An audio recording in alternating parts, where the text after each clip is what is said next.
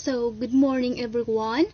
I am Daisy P. Magallanes, your instructor this morning. So, before we're going to start our class this morning, may I request Miss Chirimi to lead the opening prayer.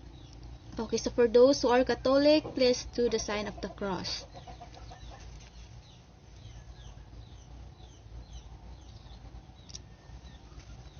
Okay, thank you for that, Jeremy. So now, so how are you today? Okay, I hope you're doing good today. So, may I know who is the secretary in this section? Okay, so can you please check the attendance and send the attendance to my email account? Okay, thank you. So, before we're going to start our discussion this morning, so let me present to you my classroom rules. So, the first classroom rules is respect your teachers and classmates, follow the teacher's direction, be responsible and attentive, do not make unnecessary noise, cooperate with your classmates, and participate during discussion. So remember, class, that your participation is the must. So if I ask some questions, you need to participate and you need to share your answers, because there is no wrong with your answers because it is your own opinion. Is that clear? Okay, so any one of you who can still remember what was our previous lesson? Anyone? Yes, Jubril? Okay, that's good. So any one of you who can give a short recap or a generalizations with our previous lesson? Yes, Sarah?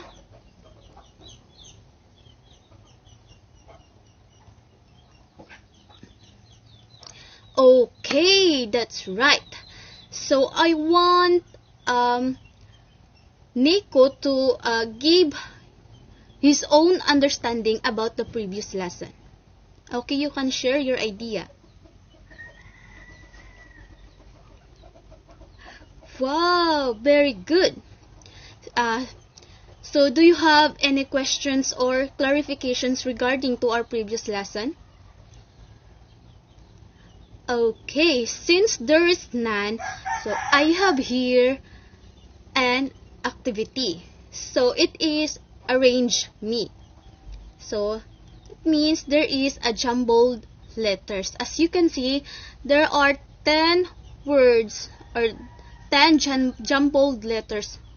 So all you need to do is to arrange those letters in order to form the correct word. So I'll give you 5 minutes to do that.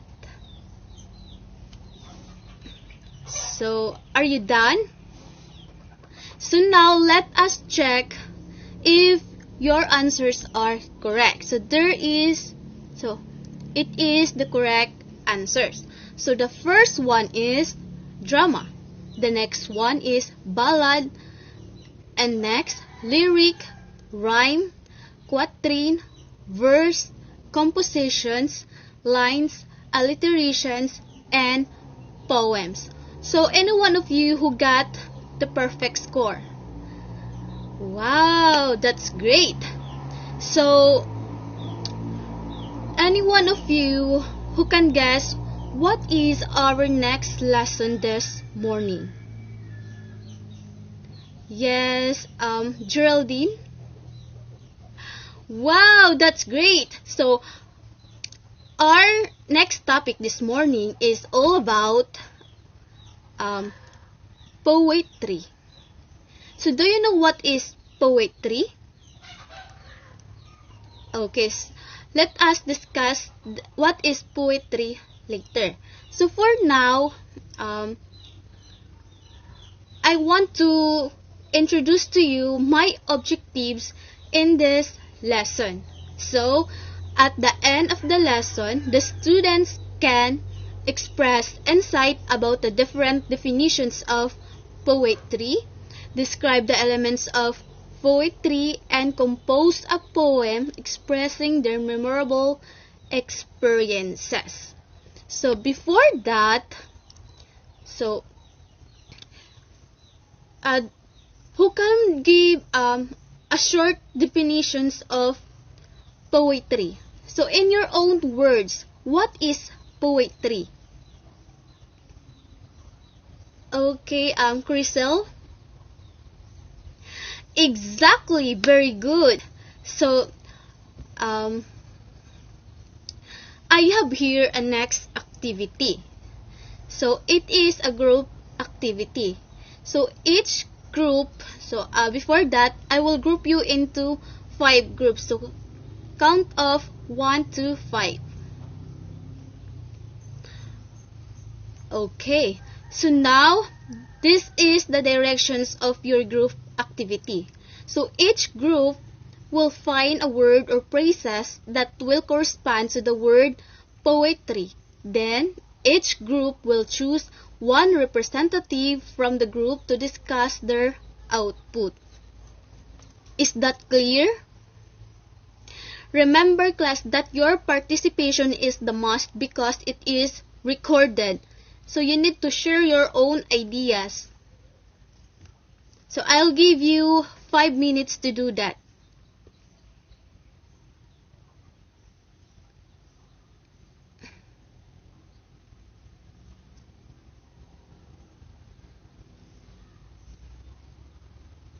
Okay, are you done? So let us hear the presentations of the group 1. Okay, let's give us clap to the group 1. So the next one is the group 2. Okay, very good. Let us give a barangay clap to the group 2. So now let us proceed to the group 3. Okay, very good. So how about the group 4? And the last is the group 5. Wow, that's a great idea. So I say that each group have their own idea and all your members participate in your output. So now I have here an individual activity. So directions: in 3 to 5 sentences, make your own definitions of poetry or a poem. Since you already have a background about poetry, so all you need to do is to explain in your own words what is poetry or a poem. Is that clear? So I'll give you 5 minutes to do that.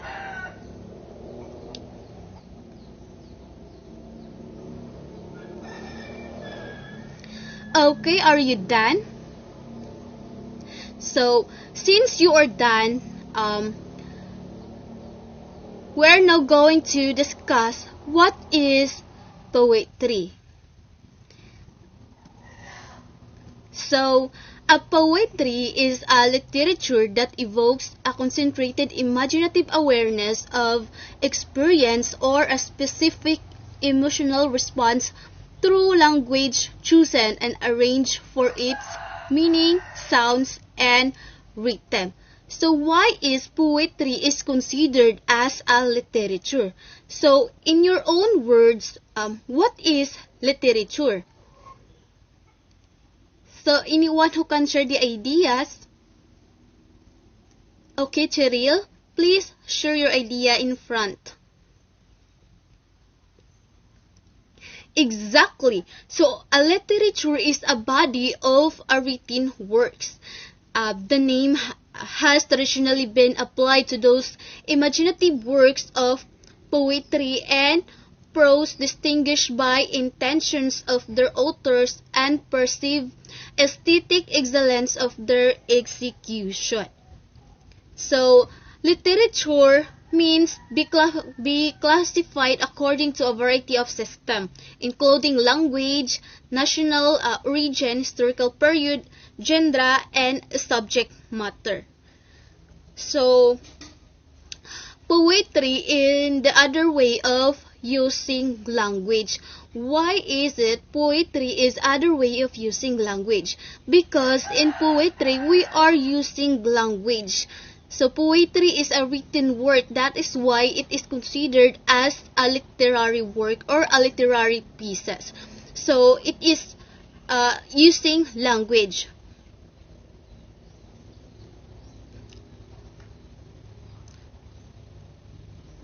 So in your own idea or thoughts, so why is it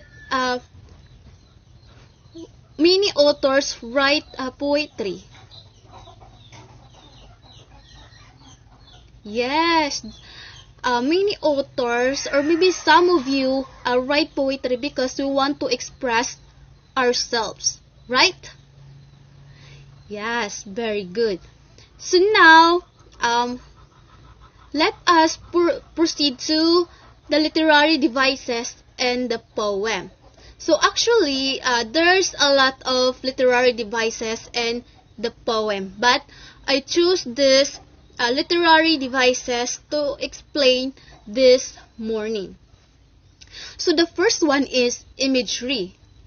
Imagery is the creations of the sensory effect like visual, auditory, then olfactory, gustatory, tactile, kinesthetic, and organic.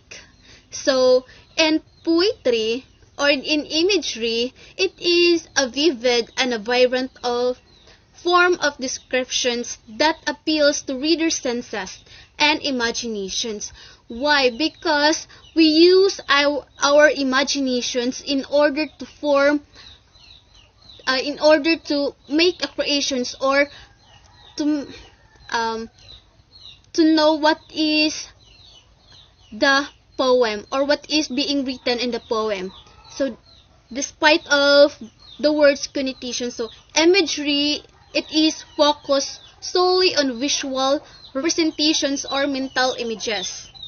So it also refers to the full spectrum of sensory experiences, including internal emotions and physical sensations. So the imagery, it allows the readers to clearly see or touch, taste, and smell what is happening, and in some cases even empathize with the poet or their subject with their. So for example, in the poem entitled The Frog and the Nightingale, so but one night a nightingale in the moonlight cold and pale perched upon the sumac tree, casting forth her melody. Here we can imagine a scene of night that is cold and nightingale is singing melodiously on a branch of a sumac tree. So in this stanza, the poetic use imagery, use his or her imagination to convey the message of his poem. So the next one is simile. So it is the comparison between two things or person by using like or as. So in this literary devices, the things or object is being compared. So and simile, it is the comparison between two unlike things that uses the words like or as. So a poet uses this kind of figurative language to say that one thing is similar to another, not like metaphor that it is use the word is and another. So more often, similes are used to make large connections. They can help a reader dig deeper into what a poet was thinking about when they wrote a particular poem or even a specific line. So for example, the bride hath paced into the hall. So read as a rose is she. So here the stanza, the bride is being compared with the rose by using as. So as I repeat, the simile, it is the comparison between two things or object by using the word like and as. So the next one is metaphor. So what is metaphor? So metaphor is indirect comparison by highlighting the particular quality of the two things. So it is a figure of speech that makes a comparison between two unlike things. So and the simile is like, or the one object is being compared to another object. So in the metaphor, so it is all about between the two unlike things. So as a literary device, metaphor creates implicit comparison between the expressed use of like or as. So metaphor is a means of asserting that two things are identical in comparison rather than just a similar. So this is useful in literature for using specific images or concepts to state abstract truths. So for example, the poem entitled The Frog and the Nightingale. So here the nightingale compares from the singing ability with that of great musician Mozart. So this is the phrases, you are Mozart in disguise. So the next one is the metonymy. So metonymy is a kind of figurative language that refers to the situations in which one term is substituted for another. So the substitution is made because of some pre-existing relationship between the two things. So metonymy as a figure of speech in which one object or idea takes the place of another in which it has close association. In fact, so metonymy means change of name. So as a literary device, it is a way of replacing an object or idea with something related to it instead of stating what is actually meant. So in other words, the metonymy enables writers to express a word or thought in a different way by using a closely related word or a thought. Therefore, this is another method for writers to vary their expressions and produce an effect for the readers. So, in some cases, in order to avoid some conflict, so the authors use the metonymy in order to hide what is really meant to his or her poem. So now let us proceed to the symbols. So symbols or symbolism is a literary device that refers to the use of symbols in a literary work. A symbol is something that stands for or suggests something else. It represents something beyond literal meaning. So in literature, symbol can be word, object, action, character, or a concept that embodies and evokes a range of additional meaning and significance. So as a literary device, in poem, it uses symbols. This word, maybe it is a words, people, marks, locations, or abstracts of ideas to represent something beyond the literal meaning. So the concept of symbolism is not confined to work of literature. So symbols inhabit every corner of our daily life. So, for example, in his poem Fire and Ice by Robert Frost, utilize symbolism to indicate to the readers how the world may be destroyed. Using in his poem phrases, some say the world will end in fire and some says in ice. So he used the symbolism here, the word fire and ice.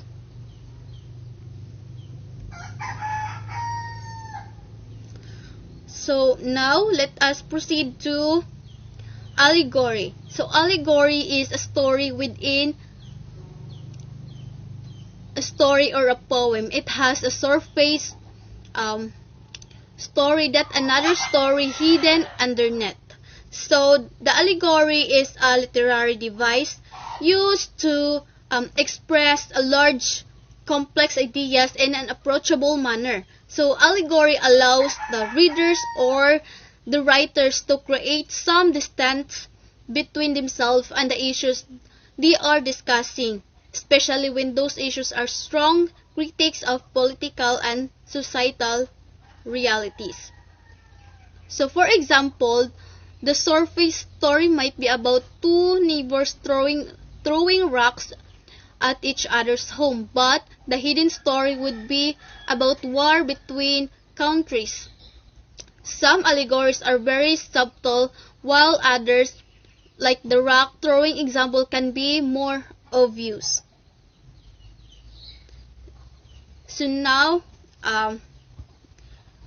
next is the personification. So personification is when you give an object or animal, human being a behaviors.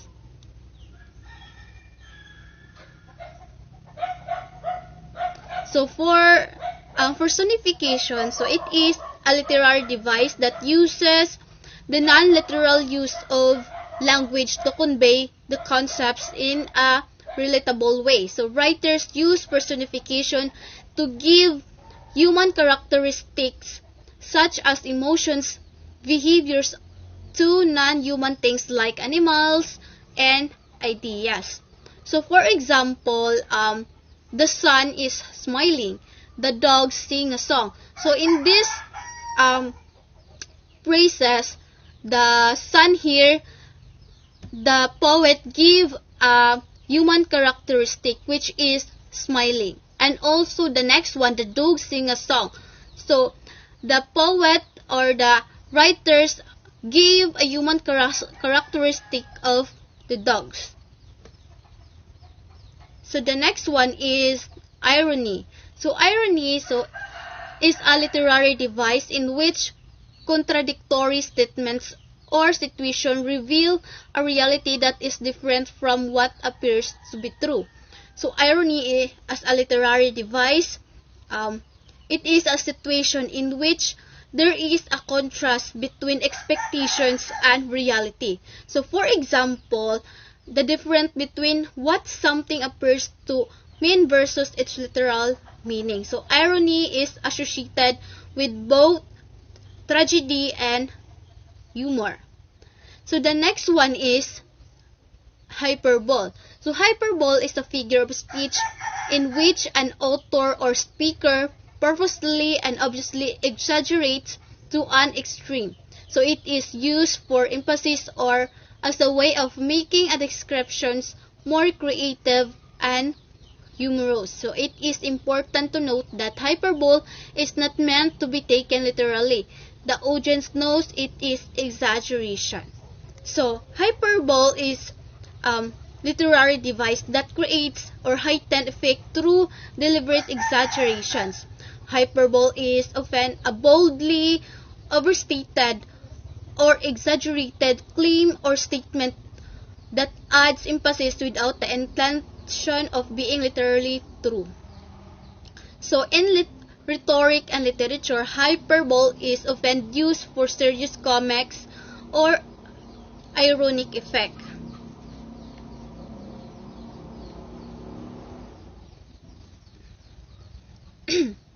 So the next one is alliteration.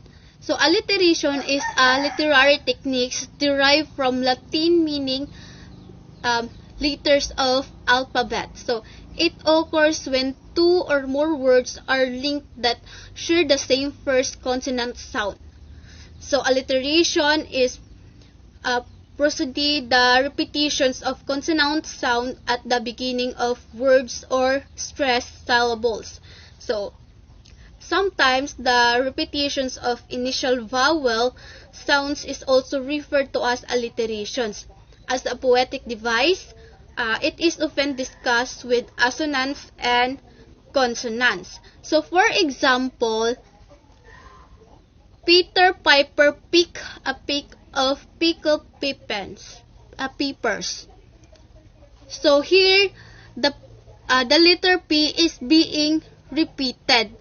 That is why it is called alliteration. So the next one is Sally sells seashells by the seashore. So in this stanza, the letter S here is being repeated. So the S and the P it is a consonant sound. So next one is the assonance.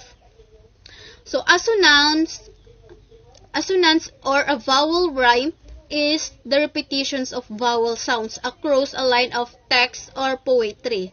So the word have to be near enough to each other that the similar vowel sounds are noticeable.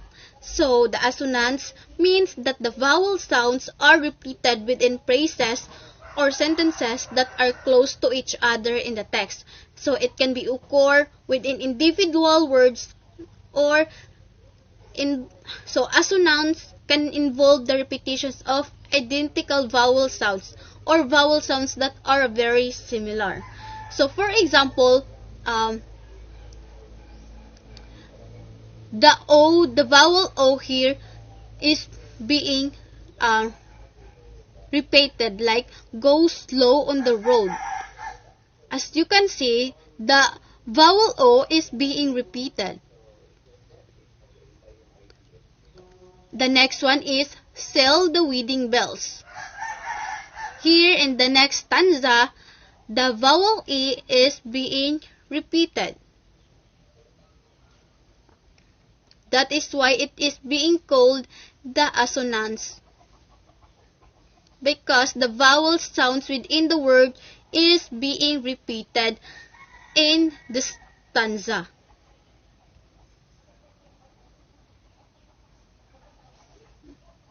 So the next one is the onomatopoeia. So onomatopoeia is a literary device where words mimic the actual sounds we hear. So the onomatopoeia, it is a word which imitates the natural sounds of a things. So it creates a sound effect that mimics the things described, making the descriptions more expressive and interesting. So for example, so bark came about because it mimics the actual sounds of a dog. So also a bell clangs in the night, mimicking the actual sounds. The next one is the rhyme. So rhyme scheme is the pattern of sound that repeats at the end of a line or stanza. Rhyme schemes can change line by line. So stanza or stanza by stanza, or it can be continued throughout a poem. So the rhyme scheme is the words conventionally share all sounds following the word's last stressed syllable. So for example, EB, so when the first and the third stanza are being rhymed, so there is a presence of rhyme scheme in the first and the second stanza, and the second stanza and the fourth stanza. That is why when we see in a poem, so in the poem there is a four stanza, a four line in a first paragraph. So it has a four stanza. So when the first line and the third line has the same sounds at the end of the syllables, and the second line and the fourth line have the same sound in the last syllables, it is being called a rhyming scheme. So there is a present of rhyming scheme. So the next one is a repetition. So it is just a part of the assonance here. So repetition is when words or phrases are repeated in a literary work. So repetition is often used in poetry or songs, and it is used to create rhythm and bring attention to an idea. Repetition is also often used in speech, so as a rhetorical devices to bring attention to an idea. So when you say repetition, it involves intentionally using a word or phrases for effect. It is two or more times in a speech or a written work. So repeating the same words or phrases in a literary work of poetry or prose brings clarity to an idea and make it memorable for the reader. So for example, let it snow, let it snow, let it snow. Oh woeful, woeful, woeful day. So here, in this stanza, the first stanza, the words or the phrases are being repeated. That is why the words is being repeated throughout the stanza. So, do you have any questions or clarification regarding to our discussion? Okay, so since there is none, I have here a group activity. So it is a group poem filming activity. So direction, so since you already have a group, which I grouped you a while ago, the 5 groups. So now the group will choose a theme of a poem they wanted to imitate. Then each student write their own stanza. After that, students then record themselves reading their poem by filming something that goes along with the content of the stanza. And after that, so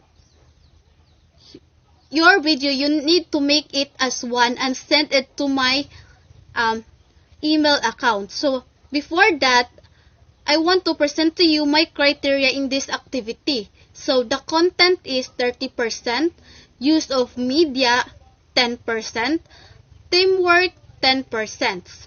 So with a total of 50%. So you need to participate with your group mates. Okay, are you done? So you can now send it to my email account. So for now, I have here another activity, but it is an individual activity. So all you need to do is to write a reflective essay that would reflect your understanding about the lesson and generalize the importance of poetry, literature to present generation. So I will send you the Google link because it is a form of Google form. As you can see, there is a link in my share screen. So there is only 2 questions there.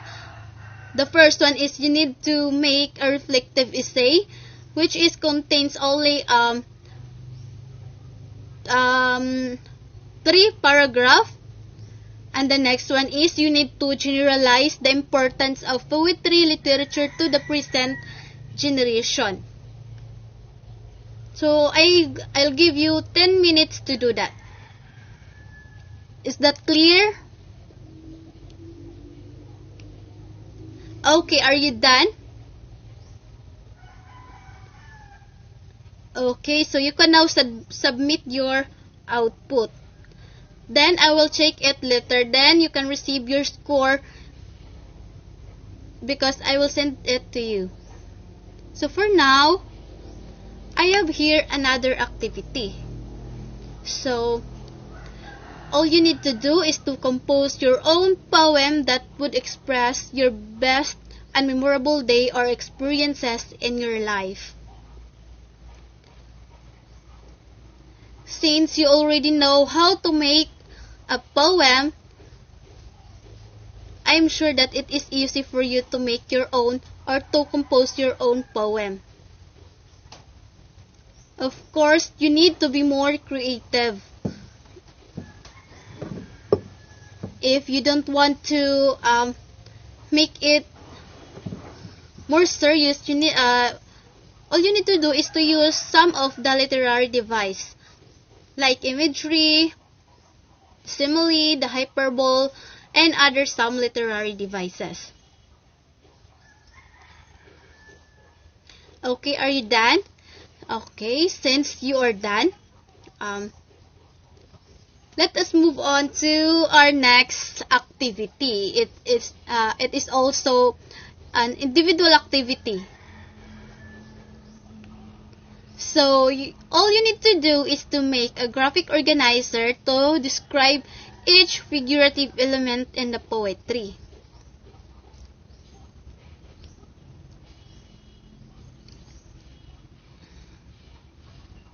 So I'll give you 10 minutes to make your graphic organizer.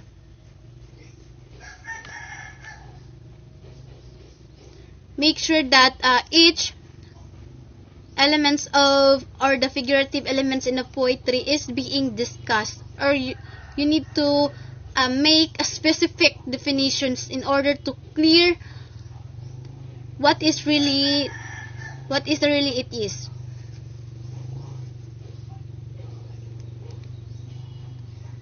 Okay, are you done? Okay, since you are done, I have here a short quiz. So in order to taste you that you really learn from our lesson this morning. So it is only a short quiz. It contains only 10 questions. So I have here the link of the quizzes. All you need to do is to open your quizzes app and click the code that I'll send you in our group chat. Okay, you can start now.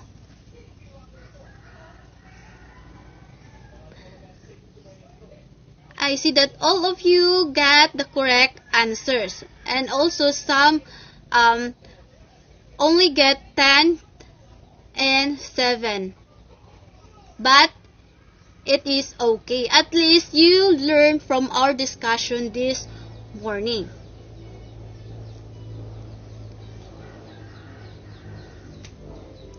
So, since our discussions are done, I have here an assignment and you need to pass it tomorrow. So, read the direction, please. Okay, so you need to read a poem entitled Still I Rise by Maya Angelou. And after that, you need to underline and discuss the figurative devices used in the poem. Is that clear? Okay.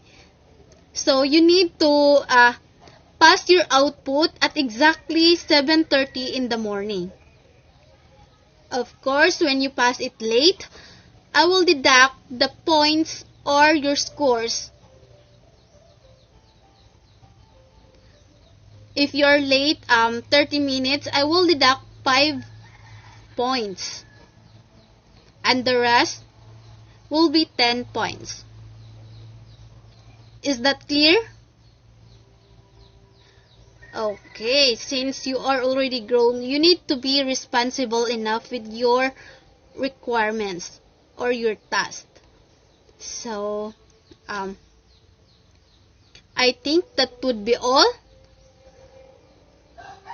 So do you have any questions or clarifications regarding to our discussions or our activity this morning? Okay, since there is none, so all I can see is thank you for your participations in this class. So I hope you learned something from my discussion this morning. Goodbye, class.